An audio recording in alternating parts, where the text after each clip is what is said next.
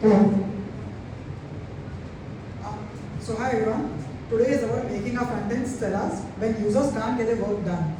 And this talk actually comes from my experience working at both large and small companies. And on that, let me actually first start with my introduction from who I am. So my name is Burhanuddin, but usually I just go by Burhan. Currently I'm an SE2 at Atlassian, and there I work on Jira's, everyone's favorite software, that's obviously always fast. And there I work on Jira's system of working where we handle issue create, issue transition, and a few attachment related experiences. Before this I was a senior front-end engineer at Razorpay, and outside of work I do a bit of open source stuff as well. But I want to start this talk with a question actually. How many of you have broken something in production before? With a raise of hands. To be honest, that's a lot more hands than I expected to be, but yeah, it's a rite of passage for every developer, right? Breaking something on the first week at a new company. And to be honest, I've done that twice already. Yeah, safe to say, if you're hiring me, then maybe the first week is not something you ask me to write something production code. But I'll tell you one of my stories. Obviously, I won't tell you what I wrote, but let's just call the product task flow for this particular example. So one fine afternoon, we had a huge surge in support tickets. And at the same time, we saw that a lot of angry people were posting tweets and tagging our handle. And so what the on-call engineer at the time did was, they went to the whatever dashboards that we had for monitoring, and they looked at all the charts. But we weren't seeing anything in red, like there were API errors, but they were usual. There was, so we had stuff like API error dashboards, we had P95 latency charts, we had other stuff like database health and stuff, but everything was basically green and nothing was going wrong in those places. So after we did some digging, we figured out that there was, after we did some digging, we basically figured out that the checkout flow was not working as expected. And this was actually due to a small checkbox that was recently added. So there was a particular scenario for a specific account type and a combination of a feature flag. That when it was enabled, like if you use the checkbox, the continue button would just keep on spinning. And we figured out there was no errors on the backend, because there was no request getting sent at all. So on our end, we thought that everything was fine, while users were getting stuck on step 2 of checkout. And that's when we actually understood our monitoring was only relying on understanding what our server was telling us, but not what our users were actually facing. So on that, we thought of how we could start improving what we have. But before that, let's actually take a look at why even monitoring even matters for frontends. Like, is it just not enough to just monitor the backend, whatever code you have, and just call it a day? But if you take a look at how we build software today, we ship things very frequently, and we also end up breaking things very frequently. So we have stuff like we are doing continuous delivery, we are pushing out multiple feature flags, experiments multiple times a day. And that's really good for iteration speed. But it also means that the surface area for regression is really, really high and increasing every time you ship something to production. And even small changes can result in unintended breakages on the front end with critical user flows. Secondly, frontends are actually very good at hiding failures. In a lot of code that you write, you keep adding error boundaries everywhere. You have a lot of fallbacks. You have retries for your API requests. You have loading indicators everywhere. All of that is really good for user experience, but it also means that a lot can actually go wrong without showing up as a hard error on the front end or the back end. And because of these two things combined, frequent changes and failure hiding UIs, we need fast and accurate signals of real user pain. If you look at how most teams will monitor front ends today, you'll see that the picture is pretty familiar over here. So you have error tracking tools that collect exceptions and stack traces, and we keep our eyes on those error counts. So you will also have logging tools that you can grep through errors, or you can stream errors into those tools and then search whenever something goes wrong or when you are debugging. And apart from that, you'll also have infrastructure monitoring like CPU usage, memory usage, latency, and maybe some generic graphs as well. But the problem with that is that error tracking tools like Sentry are fantastic at what they're designed for. They give you stack traces, they group similar errors together and they tell you exactly which line of code is blowing up in your front end. The problem, however, is that as a primary monitoring signal, error counts don't tell you the scale or the impact of the problem. So, if you have a sudden spike in one noisy error, even a low impact error can look terrifying on a chart, it's just the count is very high. Even if users are not noticing it. On the flip side, if you have a serious issue that is silently failing somewhere on an important flow, it may not even generate errors. Or even if it does, it might generate such a small amount of errors that you might not even notice it in these tools. Also notice what all of these tools have in common. They are focused on internal system behavior, not on what users are actually trying to do on their application. Error tools also don't usually encode intent. They don't tell you what the user is trying to do when something blew up. Like they can't tell you the user is trying to perform a checkout or they were trying to submit a form. They can tell you that something went wrong in this particular function, but not what the user is trying to do. And so, if you just look at error counts, they are not that great because maybe you have 100 errors in the past 5 minutes. But 100 errors are not that bad if you had like 1 lakh requests or 10 lakh requests in 5 minutes. 100 errors is actually pretty good. But at the same time, if you just have 120 requests, out of which 100 have resulted in an error, then that is actually very terrible. So raw counts are actually totally dependent on how much traffic your applications are receiving. When traffic doubles, let's say because of a marketing campaign that went out, then your error counts are almost always going to go up because the incoming traffic is going up, even if the experience has not changed. So that's why we should care about percentages and not error counts. And on that end, everyone needs to have some generic like acronyms, right? And there are actually 3 in the monitoring and observability side, but these 2 are the ones I'd like to talk about. So 2 core concepts, SLIs and SLOs. You might have heard of it, you might have not, nobody really cares, and they are anyways a very loaded term these days. But there's a way I like to think about them. An SLI, or a service level indicator, is simply a measurement of something that you care about. For example, if you think about APIs, let's take the example of checkout, because that's the example I gave. So you have an API endpoint that you're sending a post request to, /checkout. For that endpoint, if you say that my SLI is the percentage of successful responses for /checkout. Easy to understand it. Total number of requests, out of that how many were successful is the measurement, that is my SLI. On the other hand, an SLO or a service level objective is a target for that measurement. So if you have an SLI which is like, if your SLI is a checkout success rate for that endpoint, then your SLO could be like, checkout success rate should be more than 99.9% over the past 30 days. And that's actually where the thing comes from, 4 nines reliability, 5 nines reliability. Those are things just pointing to SLIs and SLOs. So the difference between this and raw error counts is now you're no longer looking at just error spikes in isolation. Now you're asking, are you keeping your promise to your users about how often your operation is working? So this move from raw counts to percentages of successful events out of total events is actually very important because it is normalizing your traffic and it turns vague feelings like things don't seem to be right today because there is a spike in this particular error into more concrete statements. Like our checkout SLI has dropped to 99.9%, so there is some problem that our users are facing.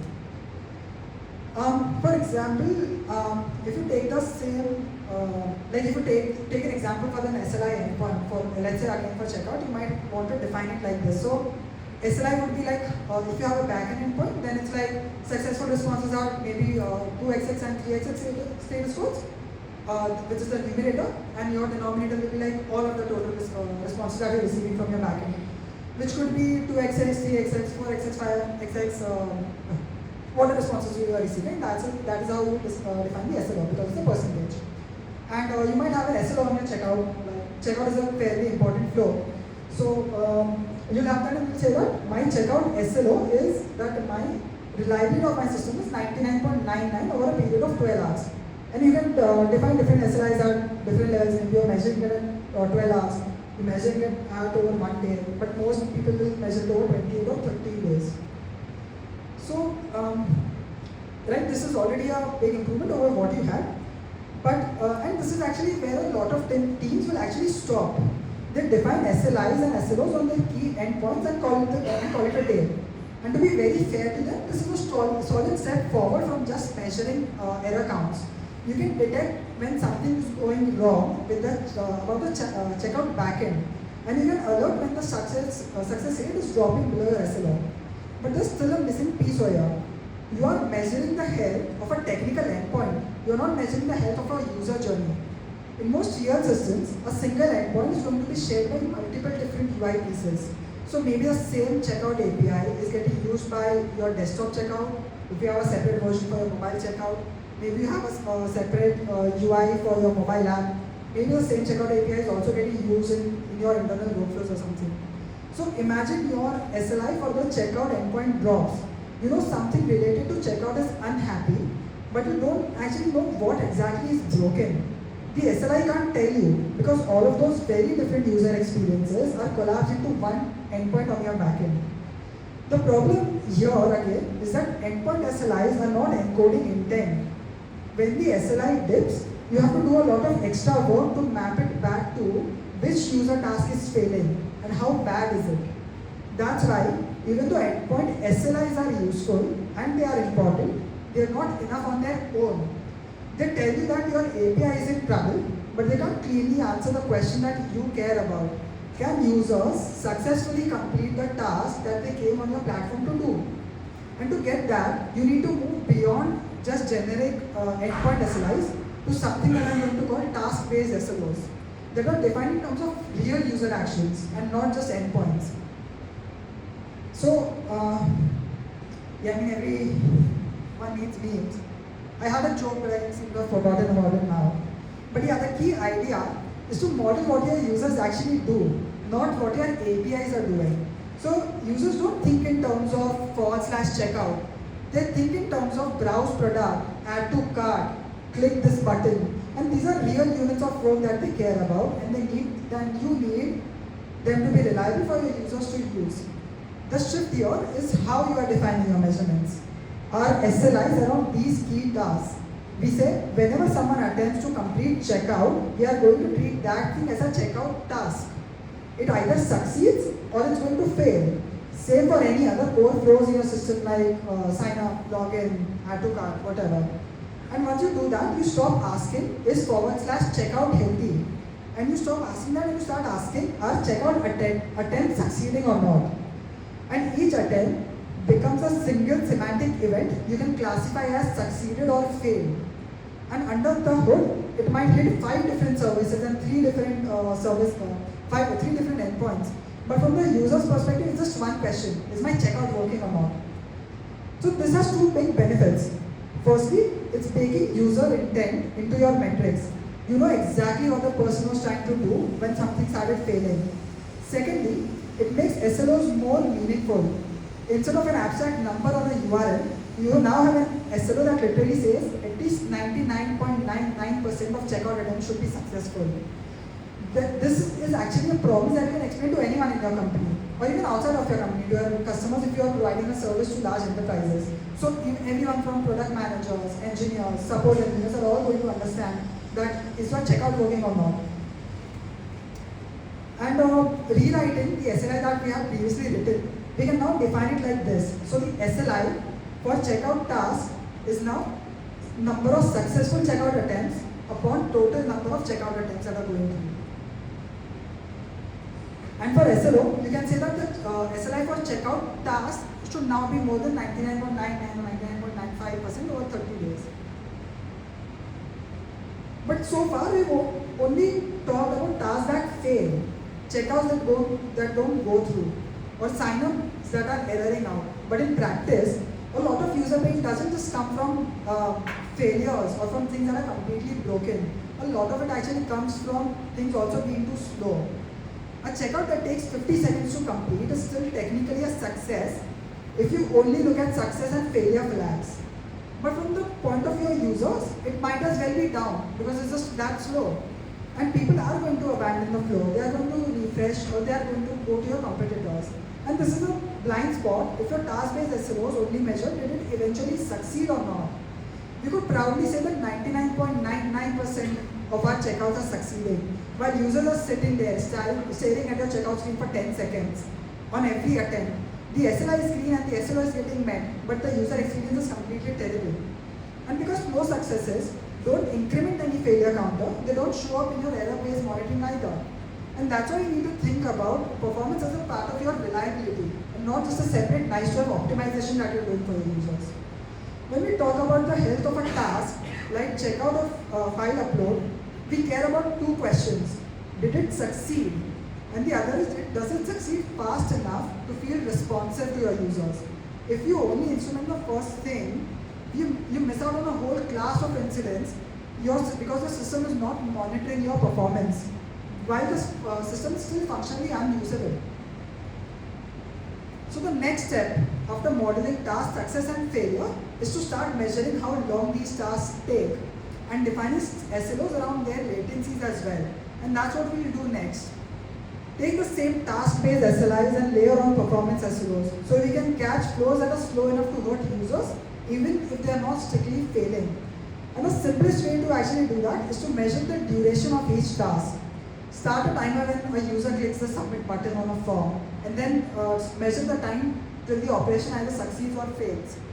And then you can build a distribution on top of that on what is the average time that this operation is taking, or what is the 95th percentile of the time, or 99th percentile of the time. And then you can decide SLIs and SLOs based on that.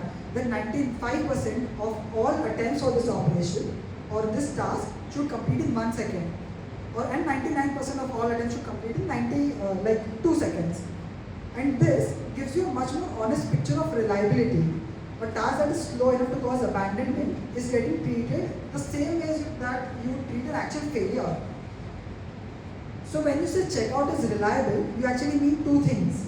It works, and it works fast enough that it is not causing abandonment in your flows. And that's the real bar that our systems need to meet. And performance-based SLOs on tasks are how to encode that thing in your monitoring itself.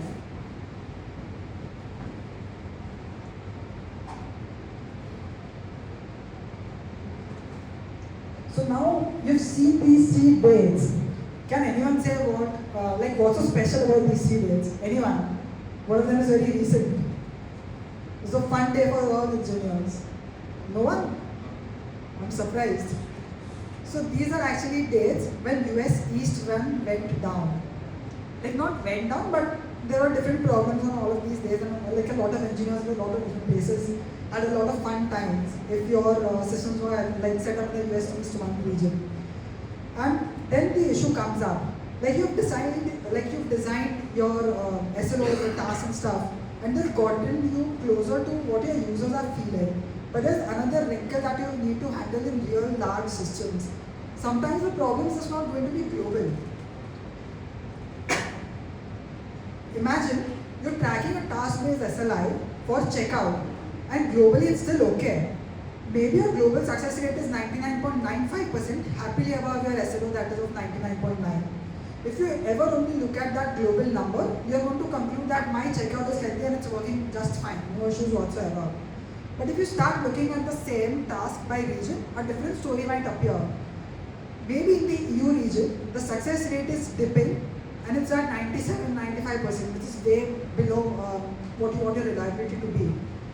And the reason that your SLO is coming up as green is because other regions like US and Asia Pacific have really high success rates. So on an average, globally it's fine, but EU region, all your users under EU region are suffering. So this can happen for all sorts of reasons. Maybe you have a misconfigured CTN in one region, or your payment provider is completely down for that specific cohort of users. Or maybe, like in this example, one of our cloud providers is having a problem, which is very rare, I should say. From a pure global metric perspective, the overall task looks fine. But from the point of users in that region, checkout is effectively down. So once you model your user tasks, the next step is to ask, where are these tasks failing? That's where region-aware SLOs come in. We take the same task-based SLI, and now you also break it down by region. So you make separate ones for let's say based on what your architecture looks like. If you have like your systems are set up in US and Asia and maybe in Europe, then you define SLIs based on that as well, and not just global ones. But you actually don't even have to stop at regions. Maybe you are serving two tiers of user. You have different functionality for free users. Maybe you have enterprise SLAs. Like you sign an agreement with some enterprise saying that I'll give you 5 nines reliability. So you create separate SLIs for them. So you say that okay, even if new users might dip a bit, that's fine. But enterprise SLI should never dip because those are the ones who are actually paying you, and those are places that you don't want going down. So you can break down your SLIs by regions, tiers, whatever makes sense to you. Not sure how visible it is, but this is one of the real systems that I set up recently for one of the things that our team handle. So over here, we not just monitor SLIs globally, but we break them down by geo first, like Asia Pacific, US, then even one step lower by one of our cloud providers regions. So that is something that we do, and maybe if the use case makes sense for you, that is something you can do as well. But so concluding all of this, let's actually capture what this might look like from a core perspective. And it might sound very fancy, but if don't try to read the code, it's not that important honestly, it's just pseudocode anywhere. So it's a pattern that you can call UI task events. The idea is very simple, and it's similar to the way that you would set up any analytics on your system where you are measuring how many times a user is clicking a button. For every important user task in your UI, whether it's checkout, sign up, whatever matters in your product, the front end explicitly has a small life cycle. Start and then succeed or fail. So you start a timer when someone when you want the task to start, and when it succeeds or fails, you file an analytics event. And then there are tools that you can use. So from my memory, just from the top of my head, there's things like SignalFX, Datadog. There's many tools like that will help you with monitoring. If you want to set up your own, you can use Grafana as well, since it's open source. And so what you end up with is not a jungle of low-level logs, but one clear semantic event per user attempt at a task telling you, this was a checkout attempt, it either succeeded or failed, and here's how long it took to complete, and here's some extra context if you're sending it with it. In our case, we also try to track the error messages, status codes, so maybe you can measure whatever makes sense to you. It also keeps front-end instrumentation quite lightweight and systematic, because at the end of the day, it's just an analytics event. This is a dashboard that I set up recently. So I am measuring SLI at a 15-minute interval, 1 hour interval, 1 day interval, 1 week interval, and then 30 days interval. And I should come to like that a while. So you have all of these systems, and maybe when something goes wrong or someone tells you that this is not working properly, you can go to that dashboard and look at all of these charts. But that's actually very manual, and that's not what you want to be doing. Up to this point, we've mostly talked about how SLOs are better signals. They are task-based, region-aware, tier-aware, performance-aware. But here, once you have set up these SLOs and SLIs and they've wired them into your monitoring, they become more than just pretty graphs that you look at sometimes, maybe once a week or something. They actually become a platform. And at that point, you can start to automate what is currently manual. So, firstly, raise of hands, how many of you have feature flag rollouts? Any feature flag system? Okay, very few hands. Maybe we should explore that. But yeah, a powerful way to use SLOs is guardrail metrics for your feature flag or any kind of progressive rollouts that you have. So if you heard of tools like Launch Darkly or Static, which a very large media streaming company recently acquired.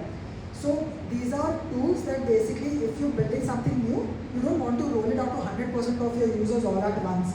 Because what if something went wrong? And then you can't even do a rollback that quickly. So that is what a feature flag is. A feature flag is basically an on-off switch, whether a specific code that you've written is enabled or not. And you can roll it out slowly. Maybe you initially just roll it out to 1% of all of your users. Then you take a look at the monitoring and then say, okay, things are looking good, I'll roll it out to, let's say, 5%. then 50%, and eventually up to 100% of the users. But that's still manual, right?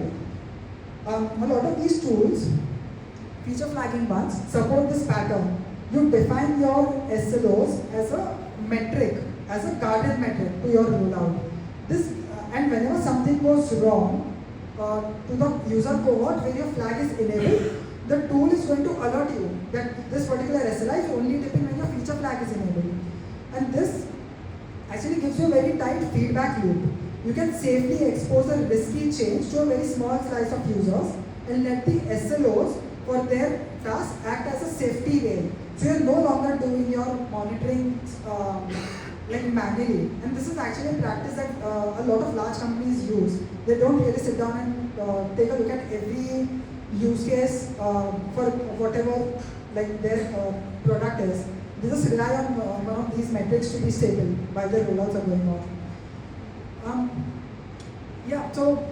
And the next thing is, okay, your tool has detected that something has gone wrong, but then again it needs to send an alert, right? Otherwise, how will your on-call engineer come to know? And a lot of teams, what they do is they directly alert on low-level signals, like page me if the error rate is above X, or page the on-call engineer if there are like 100 errors in 5 minutes or something. And that ends up actually being very noisy because you get a lot of alerts of very flaky problems. And you get paged all the time for even little blips, maybe at 3:30 a.m. in the night.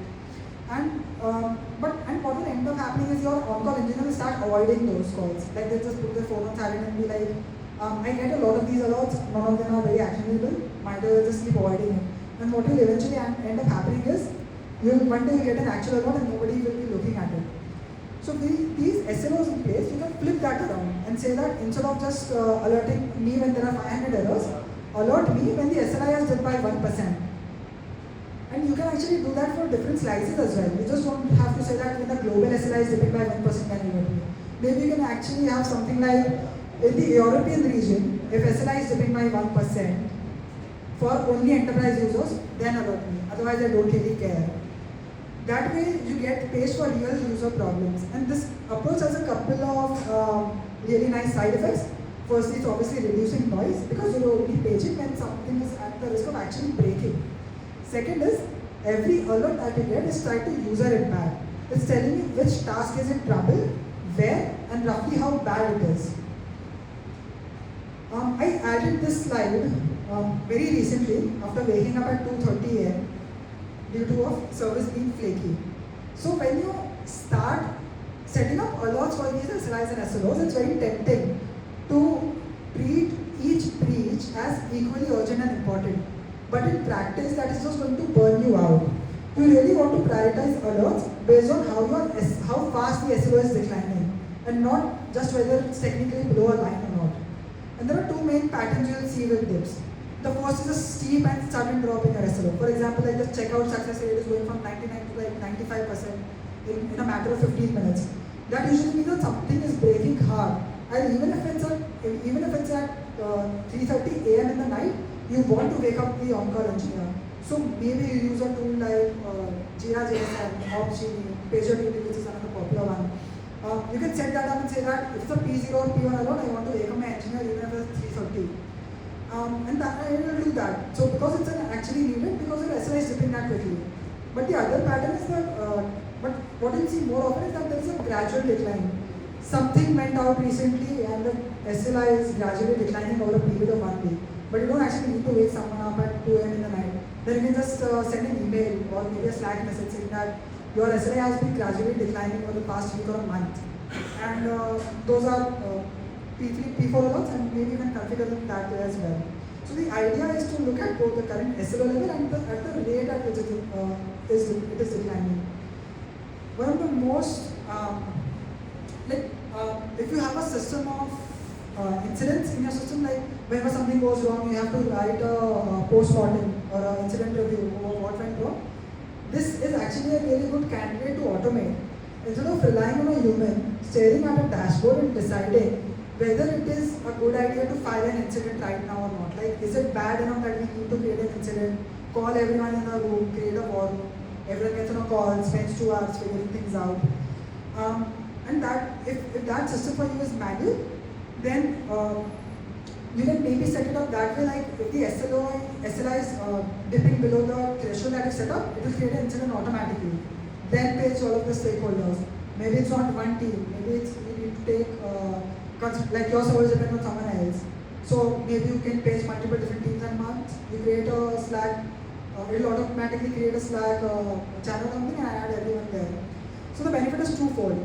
You standardize when an incident gets created because you're no longer debating is it bad enough. The system has rules set up to do that automatically for you. So you're shortening the time from the detection of an incident or a problem to how quickly you're setting, like you're trying to mitigate it. Because sometimes what will happen is, if you notice something on one of your staging environments, you'll be like, oh, you know what, something is broken. Maybe the team working on it is going to detect it. And you know, like, not a lot of people are going to alert the owner team if it's just happening on staging. So this you can automate with that. But yeah, now since we are in the AI age, one of the best use cases I have seen of setting up AI, like an LLM model with a lot of these SLIs, is that you can use AI as a helper in incident response. So when something goes wrong, typically you will have a pattern of signals. Like maybe checkout success is not the only SLI that is dropping. Maybe performance SLOs for a related task is also going down. So humans can take a look at all of that and reason about likely cause, thinking about what could have happened. But that takes time. And if you're in the middle of an incident, time is not something you want to be spending on these things. So with well-labeled SLOs, you can feed that pattern into an AI system and ask it. So with this pattern, like this region is breaching, this SLO is breaching, why don't you come up with a hypothesis on what could have gone wrong? And AI, and at one of the places I've seen that, they also take into consideration past incidents. So they have all of this layer, they have documented all of the incidents that have happened in the past. And if you have enterprise customers, it's some practice that you might also be doing. So you can take all of that into consideration and ask it to come up with a hypothesis, like looking at historical data, try to suggest what could have gone wrong there. So the key idea is that AI becomes effective because your SLOs are already modeling detailed user tasks rather than just random errors. I promise there's only 2 slides left. I can see some people yawning, just 2 slides more, guys. And all of this actually pays off if humans can actually see what's going wrong at a glance, which is where dashboards come in. So, so sometimes you can see like those status pages, right? Like companies will have status pages where they show what is the system health. That is something you can set up using this as well. So it gives you a clear, opinionated view of your key user tasks and whether they are healthy right now or not. So typically you'll have a page that's at the top panel shows what the key user tasks are, and on the left you'll have things like what the global SLO is, if this tier is working properly or not. From there you can drill down whenever something goes wrong. And if you can show this dashboard to a non-engineer and they are able to figure out that something is wrong with checkout in this particular region, then you are doing your job well. And this all can sound like a big thing to set up, but you don't have to rebuild everything just overnight. The most important thing is to start small and be very intentional.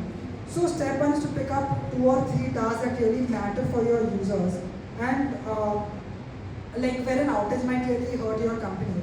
And then you instrument events on those 2 or 3 tasks. If the rest of the system is still just monitoring endpoints and services, you can still just start with 2 or 3 small tasks. Then you turn them into basic SLIs, then you decide SLOs based on whatever reliability looks for you at that time. And once that is in place, then you also start defining those SLIs region-based, tier-based, if that makes sense for you. And the key message is that you don't need it to be a perfect company-wide SLO program to get value. Even one well-instrumented task with a clear SLO and a simple dashboard will catch issues earlier and in a way that lines up with what your users are actually feeling. And with that, I'm going to conclude this. I know everyone has tried the pizza, we'll get them shortly. But yeah, thank you for listening so patiently. No one's fallen asleep at least. So yeah.